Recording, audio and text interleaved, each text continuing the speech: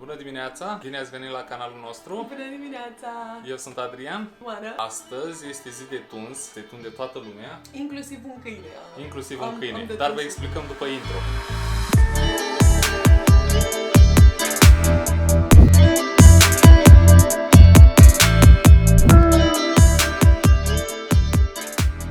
Eu mă duc acum să aduc un câine, un cățel mare, flopos, care putea câinii, să-l tundă Oana. Vă 7.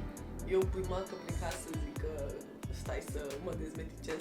Eu mai întâi mă duc la baie și stau jumătate de oră cu telefonul în braț, înțelegi? Asta e dezmeticeala. Și el vine la mine, bună dimineața, mă tun și pe mine. Eu m-am uitat și m-am întors înapoi în dormitor. Zic, ce te ești nebun la cap? Da, deci după câine trebuie să mergem să cumpărăm ceva.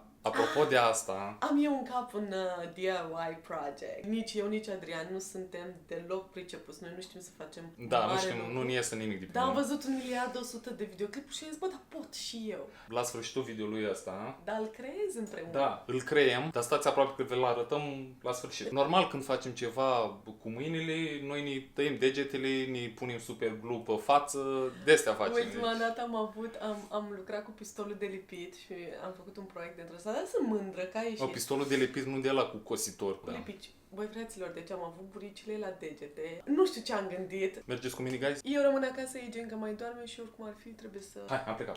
Pa. Gata, mi-am luat geaca pe mine. Acum mi-am pus numai geacă, mi-am pus un tricou și geacă, cu toate că este cam frig afară. Iau mașina, mă duc să-l aduc pe Stabs. N-am nevoie să mă îmbrac bine. Dacă cumva vă interesează cum a fost săptămâna noastră, haideți să vă explic. Săptămâna a fost ok. Am un client la fotografia de interior care nu m-a mai sunat de vreo 3 luni. Și chiar acum vreo 2 săptămâni vorbeam cu Ana și zic, bă, dar Kobe nu m-a mai sunat. Oare ce s-a întâmplat? Și luni am primit un text de la Kobe. Bro, ești liber pentru photoshoot. Deci a fost marți, miercuri și încă un prieten al lui joi. Am fost foarte ocupat cu fotografia și avem un cățel nou care este exact în zona noastră, foarte bine și cu foarte buni bani. Deci asta a fost săptămâna noastră. Sper că ați avut o săptămână bună și voi. 8:30. Hai să mergem.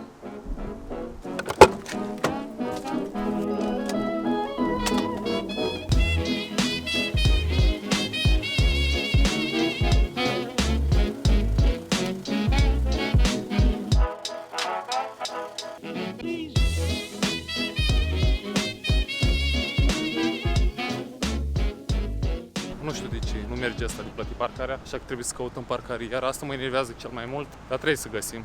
Până la urmă n-am găsit parcare, trebuie să o las aici, în dublu parking, ca să nu iau amendă și sper să meargă, am ridicat capot. Uite-l pe Stabzi! Ce mă, Stabzi? Ce e frumos? Băi, e frumos, dar putea câinii, trebuie să-l spălăm. Uite ce flaci are. Stabzi? Zi, hai, Stabzi! Hai, Stabzi! Cel mai important este acum să vedem dacă am luat amendă. Amendă în geam ceva? Nu este nicio amendă. Ne-am scos, nu e amendă. Hai că merge asta. Am auzit asta la cineva. Deci că băi, pui mașina în dublu parking, n-ai voie să stai în dublu parking, doar dacă ești la volan. Am auzit la cineva că băi, pune mașina în dublu parking și ridică capota. Nu-ți dă amendă că se anulează automat. Deci văd că funcționează sau n-a trecut nicio mașină de poliție și mi-a dat amendă. Hai sus, Stabs, că vin în mașini. Come on. Pe podul ăsta mai stau ăștia cu radarul. Ia să vedem dacă sunt azi.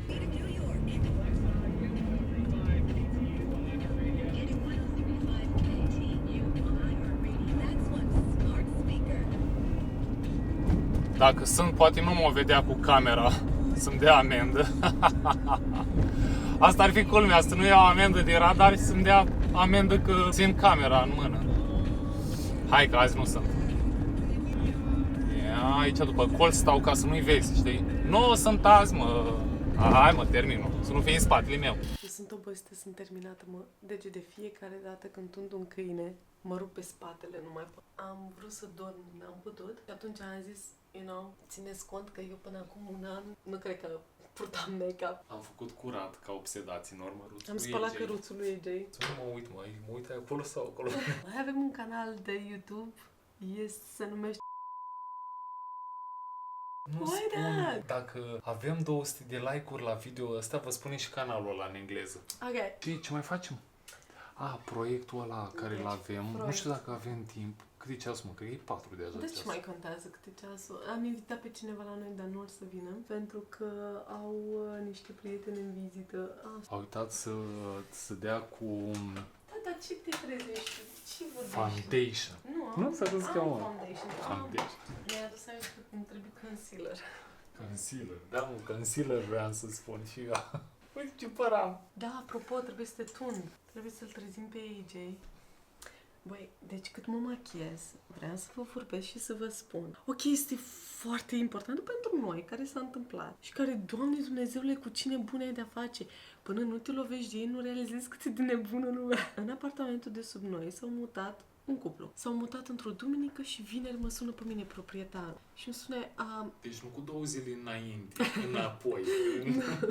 următoarea vineri. Și mă sună proprietarul. Oana, ce se întâmplă? Ați avut vreo altercație cu vecinii de dedesubt? Zic, nu, de ce? Păi au făcut 7 plângeri la firma de management. Zic, cu privire la ce? La zgomotul care vine din apartamentul vostru. Muscă. Ne-a intrat o muscă. Și apoi au sunat la poliție și am mai sunat și la SIC. Și zic, băi, zic, sinceră să fiu, nu facem zgomot mai mult decât normal, nu ascultăm muzică. El ce lasă-mă să vorbesc cu ei să văd ce se întâmplă. Și mă sună omul înapoi și îmi spune, băi, nu cred că ești tu. Nu cred că ești tu, stai liniștită. Da, atâta tot. Trece o săptămână, în următoarea vineri sună la ușă seara. Deschid ușa, era nebună. Păi uite, vreau să-ți spun că se aude zgomot de la voi. Zic, ok, uite, de-aia am și deschis. Ce zgomot? Spune-mi ca să știu, bă, nu mai face. Păi vă aud mergând.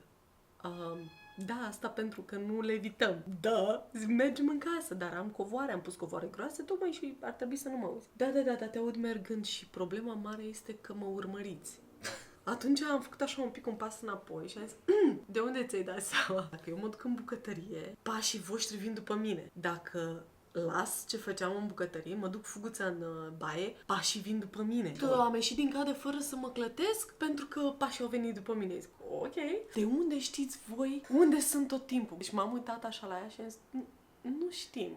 Eu nu te aud pe tine în casă. Tu probabil mă auzi pentru că izolația e proastă la tavan. Dar eu nu știu ce cu faci tu prin casă și eu nu te urmăresc. Eu și soțul meu ne-am uitat după camere de la vederi sau după găuri să vedem cum vă dați seama.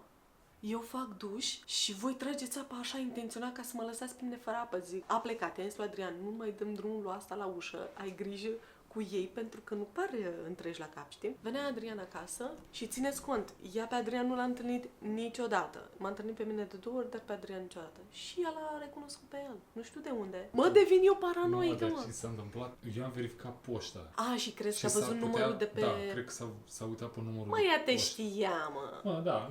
Nu mai contează. Voi mă hărțuiți, voi aveți ceva cu noi. Voi vreți să ne forțați să ne mutăm. Fiți atenți, ce m-a deranjat foarte tare a fost faptul că ea a vorbit pe ton normal cu Adrian. Dar când a ieșit din lift, la etaj la ea, era un bărbat care aștepta să intre în lift. Și ea, când l-a văzut pe ăla, s-a întors și a început să țipe la Adrian. Lasă-mă și nu mă mai hărțui! Băi, un lucru foarte periculos aici, cel puțin. Anyway, te-am trimis a doua zi proprietarului. Deci, un e-mail, cred că atâta, în care încercam să-i descriu că situația devine foarte stresantă. Eu locuiesc la ultimul etaj. Dacă ea e în lift, mă sună înapoi și îmi spune, stai liniștită că pleacă la sfârșitul lunii. Totuși, până la sfârșitul lunii mai sunt 2 săptămâni, ne-a rugat proprietarul să ne ferim, să stăm de vorbă cu ei. Și am slăbit 2 kilograme datorită lor. Poate avem noi norocul să vină cineva cu deficiență de auz, care să-și scoată aparatul dacă are problemă. Nu, dar știi care...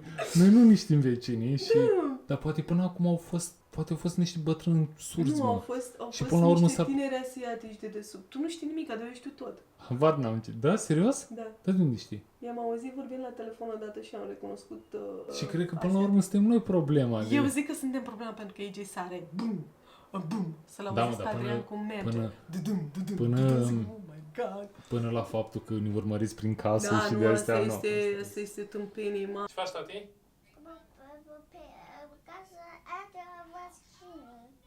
Hai să te tund. Deci, băi, fraților, de ce? Nu mai pot, urăsc să-l tund pentru că mereu îți spune ceva și mă enervează exact înainte să-l tund. Și i-am spus serios, deci tu ești serios, mereu mă enervezi înainte să te tund și ți minte că ai umblat într-o vară, avea aici la spate, dar nu i-am spus, și avea aici la spate un gol.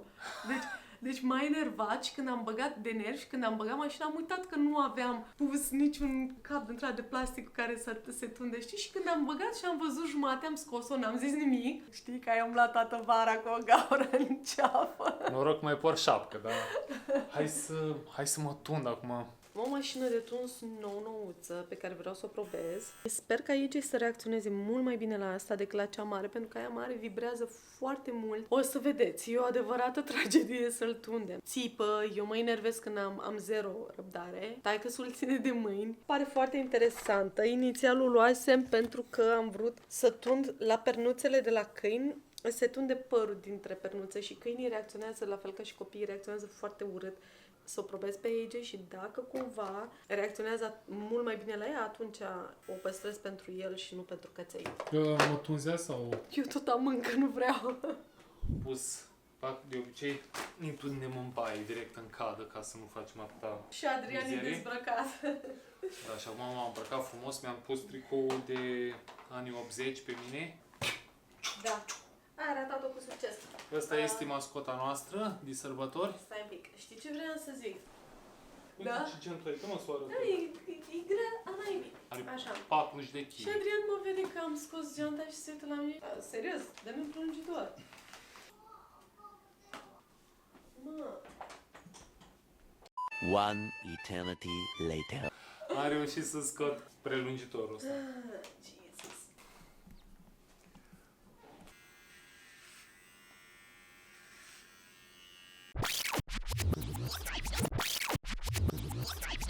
Să vezi acum frumusețe, frate. Stați o leacă că lui este frică să umblu eu cu farfecul pe lângă el. Mereu îmi spune, Oana, Să scap și eu de mătreață. Nu scap de mătreață, nu știu, am încercat cu șampoane, am încercat cu apă cu bicarbonat, am încercat cu ulei de Doamne, măsline. ești, vai de mine, dar tu știi ce fel ești aici, ești plin. Am încercat cu lămâi cu apă. Dacă aveți niște tipsuri, lăsați-mi Și și mie un comentariu mai funcționează, jos. Ăștia când vin la noi în seara asta? Poate vin acum. Păi, poate nu, că i-am zis să-mi dea text când vine la noi, înțelegi? Deosebit, nu? De, ești bestial, mami, norocul tău că ești însurat. Vedeți, stau puțin încordat, așa, că Oana Eu umblă cu farfe cu așa. El îmi spunea mie, Adrian, într-o vreme, ce mă, n-ai Încerc vrea să fiu să-mi dai- relaxat în fața camerei, dar nu pot azi. Vedeți musca asta? E de azi dimineața aici. E de azi dimineață nebunesc.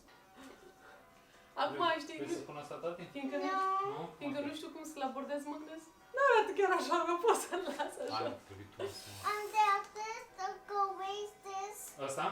done. No, Papa! Dar este doar... Mă, tati, este doar ăsta, mă, tati. Gata, nu suntem... Mai sunteți acolo? Nu se uită la video nimeni de pe live. Ca să nu stai singur la Să nu live. stai singur așa la live. Voi sunteți acolo? Da, hai să inventăm niște întrebări. Să știți că asta aici e de la mama natură, Nu nu e de la căutați scuze. mine. Nu Așa e sau este AJ? AJ, Ia, tati, ia uite la cameră. AJ, în orice caz, nu arată, nu vă gândiți că arată, vai de mine, că a ieșit de la salon. E copil, e cute, cât e mic, cu părul. Uite, aia stăm mereu aici, că avem mai multă lumină. Aici e geamul. Invers, mă. Și dincolo e vecina. Dincolo de ce? Și noi stăm cu fața la geam că avem mai multă lumină. Că... Uite, vezi diferența. Ok, haideți să vă arăt ceva. Ține-te mai departe. ține-o tu. Oana mereu, când ține camera, vloguiește așa, vloguiești. Că haideți să vă arăt ceva.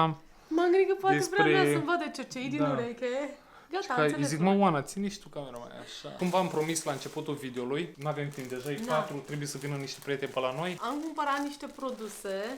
Vreau să fac coroană pentru Thanksgiving. Pentru... Da? Da, aici se sărbătorește ziua recoltei. Am văzut eu un videoclip și am zis, bă, e atât de Și simplu eu de pot. pot și eu. Și acum vreau să văd dacă pot și eu. Asta și vreau să fac în după amiaza asta, dar dacă vin niște musafiri, atunci a ieșit super la tipa aia. Dacă are ieșit și la mine măcar pe jumătate așa. Dar ce mișto sunt tuns. Vă mulțumim că vă uitați la video noastră, deja avem 127 6? de subscriberi. Spuneți la toată lumea despre canalul nostru de YouTube. Dacă vă place, rugați să se aboneze, să ne urmărească. Și nu uitați că vă iubim mult și până când ne vedem data viitoare, vă pupăm! Bye, guys!